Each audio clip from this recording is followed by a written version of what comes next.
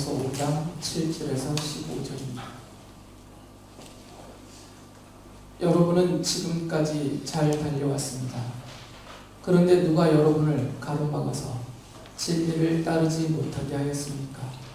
그런 꾀는 여러분을 부르신 분에게서 나온 것이 아닙니다. 적은 누룩이 반죽 전체를 부풀게 합니다. 나는 여러분이 다른 생각을 조금도 품지 않으리라는 것을 주님 안에서 확신합니다. 그러나 여러분을 교란시키는 사람은 누구든지 심판을 받을 것입니다. 형제자매 여러분, 내가 아직도 할 일을 전한다면 어찌하여 아직도 박해를 받겠습니까? 그렇다면 십자가의 거리낌은 없어졌을 것입니다. 할 일을 가지고 여러분을 선동하는 사람들은 차라리 자기의 그 지체를 잘라버리는 것이 좋겠습니다. 형제자매 여러분, 하나님께서는 여러분을 부르셔서 자유를 누리게 하셨습니다. 그러나 여러분은 그 자유를 육체의 욕망을 만족시키는 구실로 삼지 말고 사랑으로 서로 섬기십시오. 모든 율법은 내 이웃을 내 몸과 같이 사랑하여라 하신 한마디 말씀 속에 다 들어있습니다. 그런데 여러분이 서로 물어뜯고 잡아먹고 하면 피차 멸망하고 말 터이니 조심하십시오. 지난주에는 믿음과 행위의 관계에 대해서 바울 사도가 하신 말씀을 설명해 드렸습니다. 성도에게 있어서 행위라는 것은 구원을 얻는 필수 조건으로, 구원의 수단으로 여겨지면 안 됩니다. 그러니까 성도의 행위라는 것은 율법 곧 하나님의 말씀을 따라서 의롭고 공평하고 정직하고 또 선을 행하면서 살아가야 되는 이런 행위는 구원을 얻고자 하는 수단이 아니라 이미 하나님의 은혜로 구원 얻은 성도들이 그 믿음으로 성도답게 하나님의 자녀답게 살아가는 모습일 뿐이에요. 그러니까 믿음은 하나님의 전적인 은혜로 선물로서 구원 얻는 유일한 우리에게 주어져 있는 은혜 수단이지만 행위라는 것은 각 사람의 인격과 또 경험과 그의 환경과 형편에 따라서 차이가 날 수는 있습니다. 그래서 바울 사도는 그런 차이나는 성도들의 행위, 그 드러나는 모습을 가지고 서로 정죄하지 말고 비난하지 말고 사랑으로 서로를 섬겨야 됩니다 라는 말씀을 하셨어요. 이어서 계속 같은 내용에 대한 설명을 바울이 지금 하고 있는 겁니다. 오늘 읽어드린 본문도 이 믿음과 행위의 관계에 대해서 성도에게서 믿음과 행위라는 것은 어떤 의미와 가치가 있고 어떤 상호 관계가 있는지를 이어서 계속 설명을 합니다. 저를 포함해서 모든 사람은 죄로부터 자유롭지 못합니다. 어느 누구도 죄를 짓지 않고 완전한 의인으로서 하나님 앞에 서서 살 수는 없습니다. 이것이 육신을 입고 이 땅에 태어나 살고 있는 모든 인류, 모든 사람의 현재적인 모습이에요. 그리고 또한 모든 사람은 자기가 지은 죄에 대한 하나님의 공의로우신 심판과 그에 따른 형벌을 피할 수는 없습니다. 누구도 예외는 없습니다. 모든 사람이 스스로 자기에게 있는 의지로 누가 시켜서가 아니라 자기 스스로 생각하고 판단하고 결정하면서 죄를 짓습니다. 그리고 자신이 지은 그 죄의 결과로 인한 그 비참함 가운데 인생을 살아갑니다. 그리고는 하나님의 공의로운 심판 아래서 영원한 지옥 형벌을 받을 수밖에 없습니다. 이게 우리 인생의 본질이에요. 그런데 이런 죄 그리고 죄로 인한 그 형벌인 사망에 갇혀 있었던 죄인들인 우리들을 하나님께서 해방시켜 주셨다라고 바울 사도가 말해요. 그러니까 저도 그렇고 이 자리에 있는 여러분도 그렇고 우리가 하나님의 은혜로 우리를 죄와 그 형벌인 사망에서 해방시켜 주시는 하나님의 은혜를 입지 않았다면 처음에 말씀드린 것처럼 우리도 죄에서 벗어날 수 없고 또 그 죄에 대한 형벌에서 벗어날 수 없는, 바울이 표현한 대로 죄와 사망에 갇혀있는 그런 상태로서 다른 사람들과 다를 바 없이 살 수밖에 없었을 겁니다. 그런데 바울은 하나님께서 우리를 사랑하셔서 택하여 불러주시고 이런 죄와 사망에 갇혀있는 우리들을 해방시켜서 자유롭게 주셨다라고 말씀을 하시죠. 갈라디아서 5장 1절에서 그 말씀을 이렇게 했습니다. 그리스도께서 우리를 해방시켜 주셔서 자유를 누리게 하셨습니다. 그러므로 굳게 서서 다시는 종살이의 멍에를 매지 마십시오. 로마서 8장 2절에서는 이렇게 말씀하셨어요. 그것은 그리스도 예수 안에서 생명을 누리게 하는 성령의 법이 당신을 죄와 죽음의 법에서 해방하여 주었기 때문입니다. 하나님께서 세상 창조 전에 우리를 선택해 놓으셨고 우리를 하나님의 자녀로 삼겠다라고 이미 정해 놓으셨고, 이제 정하신 그때에 성령님께서 택하신 그 자녀들에게 오셨고, 그 성령께서 십자가의 복음을 듣게 하시고 깨닫게 하시고 믿게 해주셨기 때문에, 그래서 이 성령 하나님이 우리를 하나님의 자녀 되게 해주셨기 때문에 우리가 이제는 죄와 사망의 법, 죄와 사망이라는 그 원리에 갇혀 있었던 우리들이 해방되어서 살아났다라는 거죠. 그러니까 죄와 사망의 법이라는 이 굴레에 갇혀 있었던 모든 인간 중에 스스로 죄라는 굴레를 벗어날 수 있는 사람도 없고, 그 죄에 대한 형벌인 육체의 죽음과 영적인 죽음과 영원한 죽음의 형벌로부터 스스로 해방되어 벗어날 수 있는 사람은 아무도 없어요. 인류의 시작부터 지금까지 단 한 명도 없습니다. 누가 그 죄와 사망의 법에 갇혀 있었던 상태에서 벗어날 수 있냐면 하나님의 택하심을 받은 사람들, 그리고 성령 하나님이 하나님의 택하신 뜻을 따라서 하나님의 자녀가 되게 해주신 그 은혜를 입은 사람들만 죄와 사망의 법에서 벗어났다는 것이죠.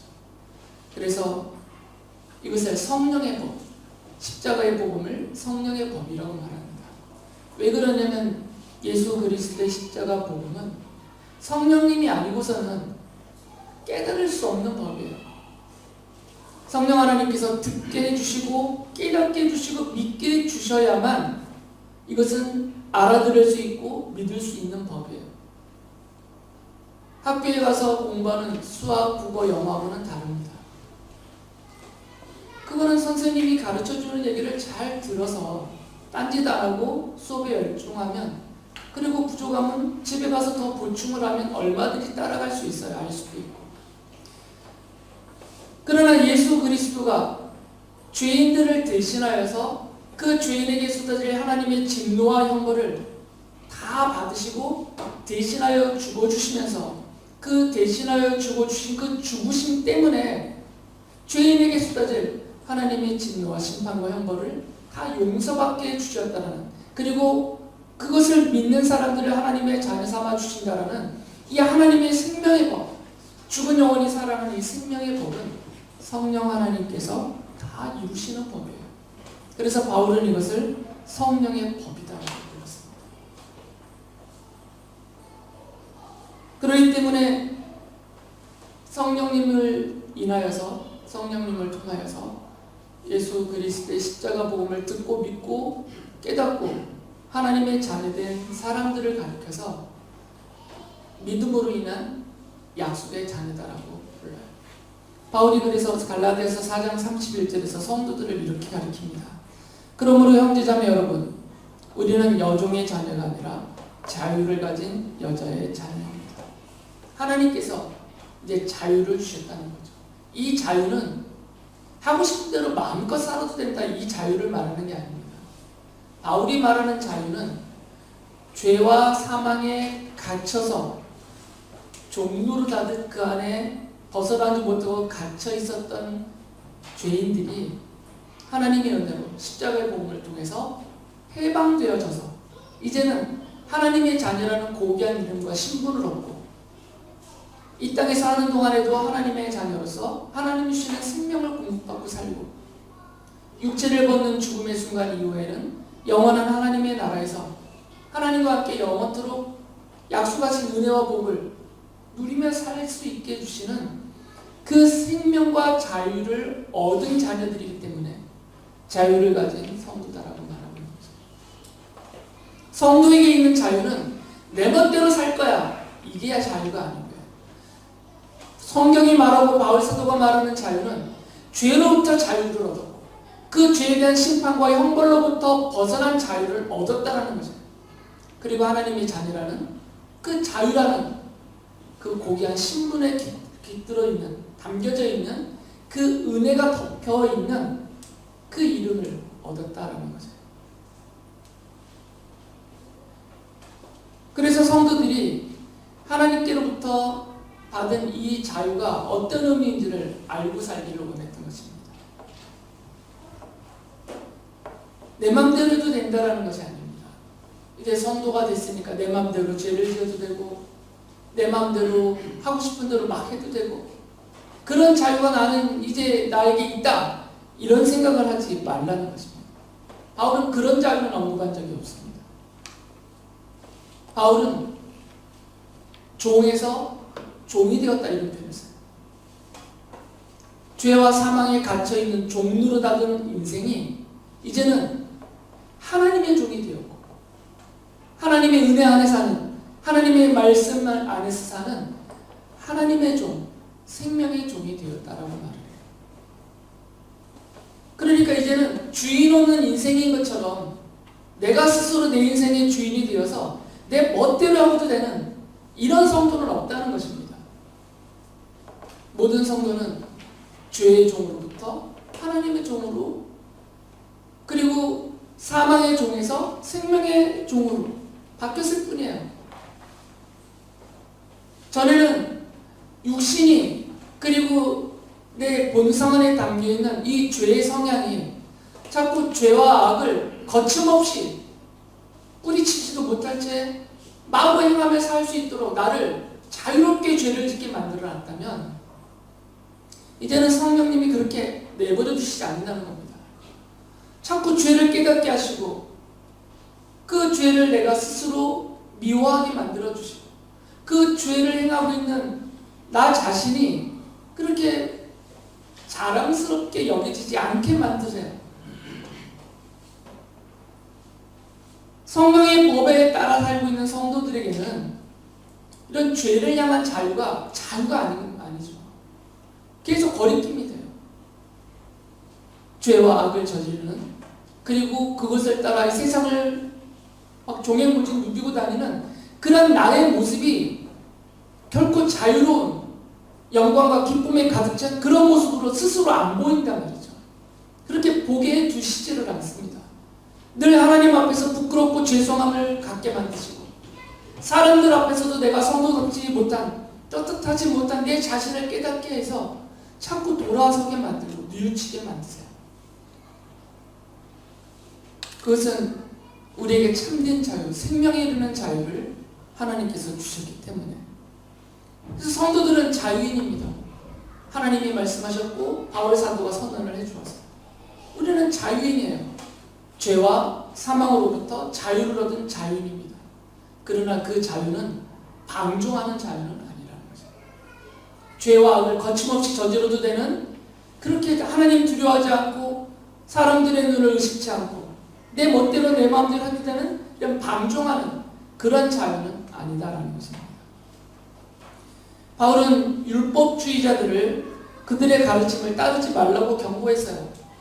율법주의자들의 가르침은 제가 수도 없이 반복하지만 믿음만으로는 구원 못 받고 몸에 할례도 행하고 율법도 지키고 율법에서 정한 모든 절기, 규례 이런 거 다 지키면서 선을 행하면서 스스로를 의롭고 거룩하게 만들어야 그 구원이 완성된다 라고 말하는 사람들이 율법주의자들입니다. 이거는 사탄의 계략이라고 말씀을 드렸어요. 그럴듯해 보이지만 전혀 그럴듯하지 않습니다. 이건 아주 악한 사탄의 계략이에요. 성경은 한마디도 그런 말 하지 않습니다. 그래서 바울이 율법주의자들과 그들의 가르침을 아주 강하게 경고했습니다. 따르지 마라. 동시에 바울은 율법주의를 강하게 반대하고 책망하였지만 무율법주의도 동일한 수준에서 강하게 경계를 합니다. 왜 그러냐면 하나님이 주신 이 자유를 잘못 이해하면 무율법주의에 빠져버려요. 나는 이미 죄 용서를 받았고, 나는 지금 당장 죽어도 천국 갈 수 있고, 나는 이미 하나님의 자녀라는 고귀한 신분과 그 신분에 따른 자유를 얻었으니까 이제 나는 스스로 죄를 짓든 악을 행하든 하나님과 사람 앞에서 부끄러움을 행하든 아무 상관없다는 것입니다. 이게 무율법주의예요. 철저한 복음주의 같지만 이것은 무율법주의예요. 바울이 경고한 참된 자유를 잘못 이해한 것이죠. 그래서 바울이 갈라디아서 5장 13절에서 이렇게 경고하면서 말했어요. 형제자매 여러분, 여러분께서는 여러분을 부르셔서 하나님께서는 여러분을 부르셔서 자유를 누리게 하셨습니다. 그러나 여러분은 그 자유를 육체의 욕망을 만족시키는 구실로 삼지 말고 사랑으로 서로 섬기십시오. 하나님이 주신 자유의 의미와 그 가치를 제대로 이해하지 못하는 성도는 하나님이 주신 자유를 자기 육체의 욕망을 만족시키는 데 다 써버린다는 얘기예요. 바울은 그러면 안 된다는 겁니다. 하나님이 주신 자유는 그런 의미로서의 자유가 아니기 때문에 오히려 사랑하는 데다 쏟으라, 이것이 하나님이 주신 자유다라고 말하고 있습니다. 그러면서 바울이 육체의 욕망을 쫓아서 거기다 자기의 자유를 쏟게 되면 외적으로 사람들이 보도록 사람들 앞에 외적으로 드러나는 행실이 있다라고 얘기를 해요. 그것을 육체 행실이라고 말하는데 그것을 길게 언급해 주었습니다. 갈라디아서 5장 19절부터 21절까지 보면 육체 행실은 환히 드러난 것들입니다. 곧 음행과 더러움과 방탕과 우상 숭배와 마술과 원수 맺음과 다툼과 시기와 분냄과 분쟁과 분열과 파단과 질투와 술 취함과 흥청망청 먹고 마시는 노름과 그와 같은 것들입니다. 이것도 다 말하지 않은 거죠. 대략 두드러진 것들만, 그 바울 당시 시대에서 두드러지게 나타나는 것들만 바울이 언급을 한 겁니다. 자기 육체의 욕망을 만족시키는 데 자유를 쏟아버리면, 모든 자유를 거기다 쏟아버리면 육체 행실이 어떻게 드러나느냐? 이렇게 드러난다 그 얘기예요. 물론 정도의 차이는 있지만 대부분의 사람들에게서는 이것이 다 드러날 수도 있고 이 중에 일부가 드러날 수도 있고 적게는 한 가지가 드러날 수도 있습니다. 그러나 벗어날 수 있는 인간은 없다는 거죠. 설령 여기 언급되지 않은 다른 행실에 옳지 못한 부정적인 다른 행실들이 더 많이 있겠지만 여기 언급되지 않았다더라도 그런 또한 육체 행실에, 부끄러운 육체 행실에 빠질 수도 있다는 것이죠. 물론 바울이 인생의 일상적인 필요까지 금하지는 않았습니다. 우리에게 있는 자유로 먹고 싶은 거 먹을 수 있어요. 놀고 싶은 거 놀 수 있습니다. 공부하고 싶을 때 공부하고 일하고 싶을 때 일하고, 이게 다 우리에게 주어진 자유예요. 바울은 그것까지 금하는 것은 아닙니다. 일상적이고 또 필요한 것들에 내 자유를 마음껏 써도 돼요. 그러나 성도가 하나님과 사람 앞에서 부끄러운, 성도답지 못한 이런 육체 행실이 드러나는 일에는 그 자유를 쓰면 안 된다, 그렇게 말합니다. 그런데 이 자유의 본 의미와 가치를 모르면 명백하게 이런 부끄러운 육체 행실들이 드러날 때 주저함이 없다라는 얘기예요. 마치 이건 해도 돼 하는 식으로, 이까짓 거 하는 식으로 이렇게 하찮게 여긴단 말이죠. 이게 하나님 앞에서 얼마나 부끄러움인지, 성도로서 자기의 거룩한 그 이름에 예수님이 대신하여 십자가 죽어주시면서까지 얻게 주신 그 고귀한 이름과 신분에 얼마나 부족하고 그 영광과 그 가치를 더럽히고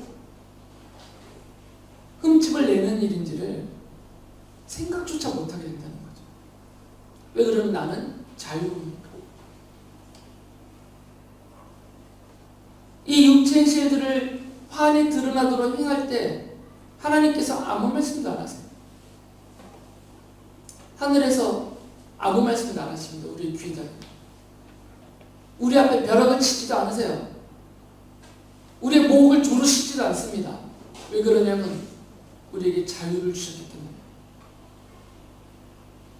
우리에게 자유를 주셨기 때문에 하나님의 자녀가 되는 순간 당장 성경이라는 좁은 테두리 안에 우리를 집어넣고 강력하게 가둬놓지 않으세요.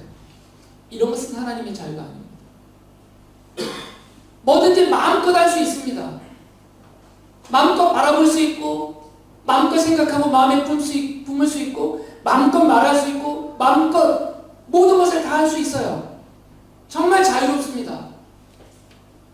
그런데 하나님이 말씀하시는 우리에게 주시는 자유는 그 자유를 아직 십자가의 복음을 몰랐을 때에는 자기의 육체의 필요와 욕망을 채우는 데다 그 자유를 쓰는 인생살이였지만 이제는 그런 인생살이는 살면 안 된다는 말씀.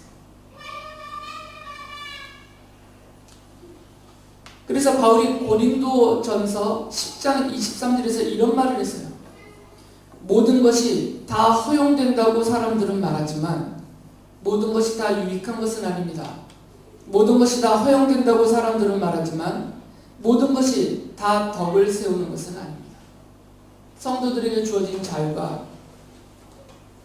이 무율법주의자들의 주장을 따르면 모든 것이 다 허용됐다고 말합니다. 바울이 앞에서 언급한 부끄러운 육체 행실로 드러나는 이런 일까지도 모든 성도들에게는 다 허용이 됐다라고 얘기를 하는 거죠. 음행 빠질 수 있어요. 그렇게 말하는 거죠. 십자가에서 다 용서받았습니다. 그렇게 말한다는 거죠. 지금 더러운 일, 방탕하는 일, 우상숭배, 심지어 흥청망청 술 마시고 놀고 하는 것들, 이 열거된 내용들 할 수 있어. 성도들도 그렇게 말하는 거예요. 다 허용이 되어 있으니까. 그리고 실제로 다 허용되어 있습니다. 할 수 있어요. 여러분에게는 할 수 있는 자유가 있습니다. 그러나 바울은 성도들이 얻은 그 자유라는 입장에서 십자가의 복음을 통해서 성도들이 얻은 그 자유라는 그 관점에서 본다면 모든 것이 다 유익하고 모든 것이 다 덕을 세우는 것은 아니다라는 거죠. 그러니까 하지 말라는 겁니다. 성도로서 성도에게 유익함이 없다라는 것이고요. 자기가 속한 가정과 교회와 직장과 자기 인생의 영역 안에 전혀 유익이 안 된다고 얘기해요. 그리고 덕이 되지도 않는다는 겁니다. 여기서 말하는 덕은 성도가 성도다운 모습이에요. 성도가 성도다운 모습을 지닐 때 하나님의 영광이 그 성도를 도구로 삼아서 주변 모두에게 나타나기 때문에 덕을 세우지 못하면 하나님이 그를 통하여서 일하시지 않습니다. 사람들 앞에 부끄러운 성도를 세워놓고 얘를 봐라, 얘 입을 통해서 들어라 이렇게 안 하신다는 거죠. 오히려 더 욕거리가 되기 때문에. 그러니까 지금 모든 것이 허용되었다라는 생각을 버리셔야 돼요. 성도에게는 모든 것이 허용되어 있지 않습니다. 유익하지 않은 것은 허용되지 않았어요. 덕을 세우는 것이 아니면 허용되지 않았습니다. 하나님과 사람들 앞에서 그것이 유익한 것이 아니고 덕을 세우는 것이 아니면 안 해야 되는 것이에요. 그걸 했다고 해서 지옥 간단 말이 아닙니다. 앞에서 바울이 말한 육체 행실들, 이 열거된 내용들, 성도가 이런 모습을 띄었다고 해서 그것 때문에 다시 심판과 형벌을 받고 지옥 가는 말은 안 해요. 예수님이 이미 다 십자가에서 대신받고 죽어주셨기 때문에 이건 구원의 문제가 아닙니다. 바울이 지금 믿음과 행위의 관계를 말하는 거죠. 이미 믿음으로 구원 얻은 성도들이 어떤 행실 가운데, 어떤 행위를 보이며 살아야 될 것인가, 이걸 설명하는 것이죠. 성도에게서 이런 육체 행실들이 드러난다고 해서 받은 구원이 취소되고 지옥 가는 형벌을 받아야 되고 이런 얘기가 아니에요. 중요한 얘기는 과연 이것이 유익한 것인가, 덕을 세우는 것인가, 여기에 있다는 거죠. 그래서 내게 있는 자유로 내가 모든 것을 할 수 있지만 그 자유로 동시에 모든 것을 안 할 수도 있다는 겁니다. 종에게는 이게 안 돼요. 종은 주인이 시키는 대로 다 해야 돼요. 자기가 하기 싫은 것도 해야 되고 자기가 하고 싶은 것을 시키면 더 즐겁게 할 수 있죠. 종은 내가 원하면 하고 원하지 않으면 안 하고 이런 자유가 없습니다. 그러나 성도에게는 그 자유가 있어요. 유익하지 않은 것을 안 할 수 있는 자유가 있어요. 그리고 유익한 것을 적극적으로 할 수 있는 자유가 있습니다. 성도답지 못한, 덕을 세우지 못하는 것들을 안 할 수 있는 자유가 있어요. 그리고 오히려 적극적으로 덕을 세우는 일에 힘을 쏟을 수 있는 자유가 있어요. 이것이 성도에게 주신 자유입니다. 그래서 바울이 고린도전서 10장 31절에서 이렇게 강하게 말했던 겁니다. 그러므로 여러분은 먹든지 마시든지 무슨 일을 하든지 모든 것을 하나님의 영광을 위하여 하십시오. 하나님의 영광을 위하여라는 말은 성도들의 인격과 성도들에게서 드러나는 그 삶이 사람들 앞에서 그 성도를 구원하신 하나님께 그 사람들이 칭송과 찬양과 영광을 돌릴만 하게 사람들 앞에서 그렇게 내가 드러나느냐, 이 얘기예요. 입으로만 하나님의 이름을 찬양하고 입으로만 하나님 영광을 받으셔야 한다고 하나님의 영광이 드러나는 게 아니고요. 성도가 성도다울 때, 성도가 성도로서 모든 일을 유익하게, 모든 일을 덕을 세우는 일에 자기 모든 자기의 힘을 다 쏟으며 살 때 그 성도를 통하여서 하나님의 영광이 세상 사람들 앞에 드러난다는 거예요. 그러니까 하나님의 영광이 드러나지 않는 일이면 성도는 자기에게 있는 자유로 하면 안 된다, 그 얘기예요. 유익함이 없으니까, 덕을 세우는 것이 아니니까. 그러나 반대로 비록 내가 힘들어도, 내가 지치고 힘들고 손해가 막 심할 것 같고 정말 하기 싫은 일이라도 그것을 내가 함으로 인하여서 나와 주변에게 유익을 끼치고 성도다움을 드러내어 덕을 세워서 하나님의 영광이 나의 인격과 나의 삶을 통해서, 나의 행함을 통해서 사람들 앞에 드러나는 일이라면 내게 있는 자유로 그것을 하라고 얘기해요. 자유를 그렇게 쓰라는 겁니다. 성도에게 주신 자유는 생명을 얻는 자유예요. 하나님의 나라를 누빌 수 있는 자유예요. 그 자유로 하나님의 영광을 위하여 쓰며 살아라는 것이죠. 유익함이 없거나 덕을 세우지 못하는 일에 그 육체의 욕망을 채우는 일에 그 자유를 쓰지 말라는 것입니다. 바울은 소극적으로는 성도가 받은 자유를 육체 욕망을 만족시키는 구실로 삼지 말라고 했어요. 그러나 또 적극적으로는 성도들이 받은 그 자유를 가지고 적극적으로 서로 사랑하며 섬기라고 말했습니다. 갈라디아서 5장 13절을 다시 읽어드리겠습니다. 형제자매 여러분, 하나님께서는 여러분을 부르셔서 자유를 누리게 하셨습니다. 그러나 여러분은 그 자유를 육체의 욕망을 만족시키는 구실로 삼지 말고 사랑으로 서로 섬기십시오. 억지로가 아니라 스스로 자기가 받은 생명과 그에 따른 자유가 얼마나 고귀한지를 알아서 그것으로 스스로 적극적으로 서로를 사랑하며 섬기라라는 거죠. 그러니까 바울은 성도들이 이 율법을 지키기 위해서 또는 자신의 의로움과 공로를 쌓기 위해서 사랑하고 섬겨라 이렇게 말하지는 않았어요. 바울이 지금 여기서 강조하고 있는 사랑으로 서로 섬기라는 것은 사랑해야 구원받는다가 아니고 사랑으로 적극적으로 서로를 섬겨야만 죄를 용서받고 구원받는다 이 구원의 조건으로 말한 것이 아니라는 거예요. 이미 구원 받았으니까. 이미 하나님께로부터 생명을 얻었고 자유를 얻었으니까 이 생명과 자유를 얻은 하나님의 자녀로서 유익하게 덕을 세우는 일에 이걸 써야 되는데 그 제일 효과적인 방편이 사랑하는 것이다 라는 거죠. 그래서 바울이 이렇게 경고를 했습니다. 갈라디아서 5장 15절에 보면 그런데 여러분이 서로 물어뜯고 잡아먹고 하면 피차 멸망하고 말 터이니 조심하십시오. 성도로서 망한다고 얘기해요. 지옥 간다라는 말이 아니고 성도로서 망하는 거잖아요. 성도다움을 잃어버리는 겁니다. 그 고귀한 이름을 더럽히는 거죠. 성도가 서로 물어뜯어요. 짐승끼리 잡아먹듯 서로 막 잡아먹으려고 됩니다. 서로를 노엽게 만들고 그리고 서로 질투해요. 이런 것은 성도로서 옳지 못하는 거죠. 그래서 갈라디아서 5장 26절에서도 이렇게 말한 겁니다. 우리는 잘난 체하거나 서로 노엽게 하거나 질투하거나 하지 않도록 합시다. 적극적으로 사랑으로 서로 섬겨야 되는데 오히려 소극적으로 바울이 그만대로 육체의 욕망에다가 그 자유를 다 쏟아버리면 사랑으로 서로 섬기는 일을 못해요. 남아있는 것이 없으니까. 다른 사람을 내가 희생하면서 사랑할 만큼 뭐가 남겨지질 않아요.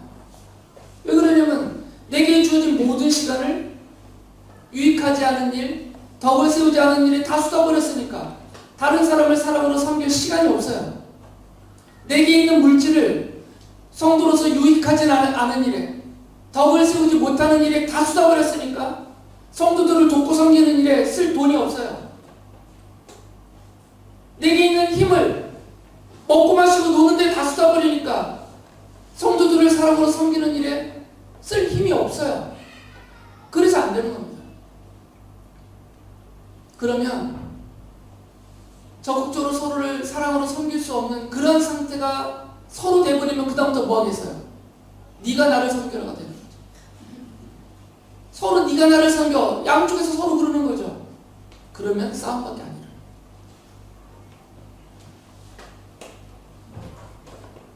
바울은 그냥 이래라 저래라만 말씀하시지 않고 방안도 제시를 해주세요. 우리가 어떻게 하면 우리에게 주신 생명과 그 자유를 가지고 육체의 욕망을 따라 살지 않고 그것을 만족시키는데 다 쏟아붓지 않고 사랑으로 서로 섬기며 살 수 있는지 그 방안을 이렇게 제시합니다. 갈라디아서 5장 16절에 보면 내가 또 말합니다. 여러분은 성령께서 인도하여 주시는 대로 살아가십시오. 그러면 육체의 욕망을 채우려 하지 않을 것입니다. 갈라디아서 5장 17절에서도 이어서 이렇게 말해요. 육체의 욕망은 성령을 거스르고 성령이 바라시는 것은 육체를 거스릅니다. 이 둘이 서로 적대 관계에 있으므로 여러분은 자기가 원하는 일을 할 수 없게 됩니다. 성령께서 이끌어 주시는 대로 따라가야만 육체의 욕망을 채우는 그 일에서 벗어날 수 있다는 얘기예요. 그러면 성령의 인도하심을 따른다는 게 무엇인지 애매하잖아요. 바울이 그것을 구체적으로 설명해 줬습니다. 이미 아시는 구절들이죠. 성령의 인도하심을 따라가면 열매가 맺어져요. 그리고 내가 확인할 수 있다 그 얘기예요. 갈라디아서 5장 22절 23절에 이렇게 말합니다. 그러나 성령의 열매는 사랑과 기쁨과 화평과 인내와 친절과 선함과 신실과 온유와 절제입니다.